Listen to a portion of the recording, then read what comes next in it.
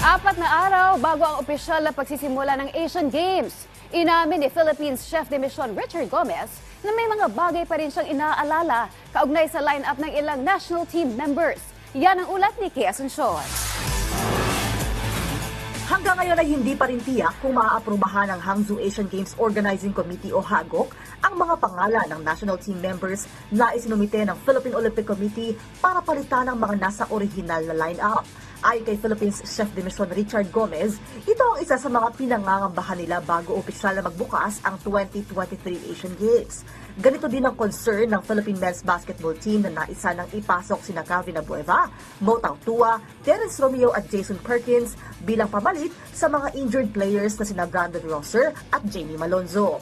Medyo hindi magiging maganda yung resulta pag hindi tayo pinayagan ng Hangzhou Organizing Committee na magpalit ng mga athletes. So sir, even for gymnastics, meron din tayong mga ganong problema.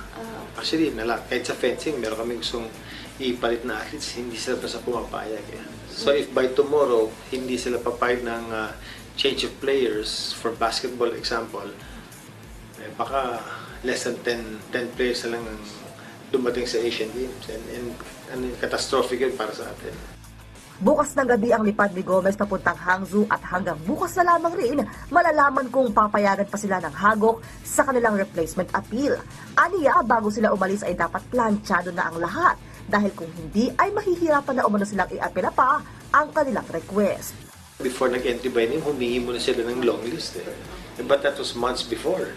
Alam mo, as an athlete, you train, then pag nagka-injury, hindi na makakalaro or biglang dumating yung time na hindi na maganda yung performance nila, kailangan mo ng palitan.